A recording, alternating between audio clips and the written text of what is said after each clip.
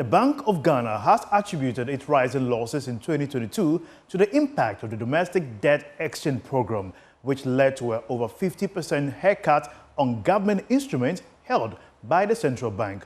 Speaking before the Public Accounts Committee of Parliament, the First Deputy Governor, Dr. Maxwell Poku-Afari, disclosed that the central bank incurred a cumulative loss of approximately 54.5 billion cedis, significantly affecting its financial outlook.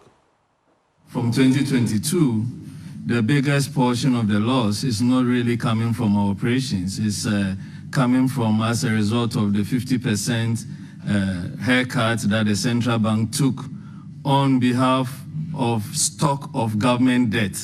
And here I'm putting emphasis on stock, meaning with this accumulation of government instruments that the central bank has been holding for years back. And as part of the DDEP, the Bank of Ghana had to take a 50% haircut. At the time of the DDEP in 2022, total government instruments stock that was being held by the central bank was 64.5 billion Ghana cedis. Out of this, we took a haircut of 50%, and that meant that we took a hit of 32.2 billion Ghana cedis.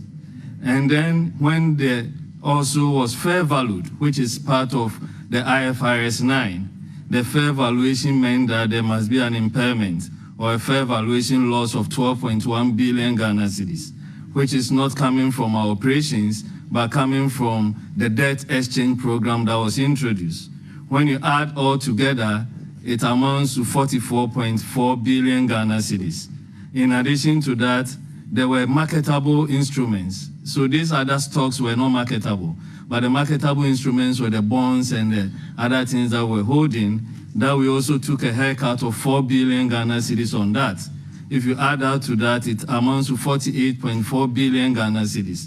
So out of that, in addition to this, there were cocoa board loans and securities that the central bank was holding, which also suffered a haircut of 50%, and that amounted to another 4.7 billion. If we put all together, Bank of Ghana took a haircut or a loss out of the DDEP of 54.5 billion Ghana cedis, and that explained the 60.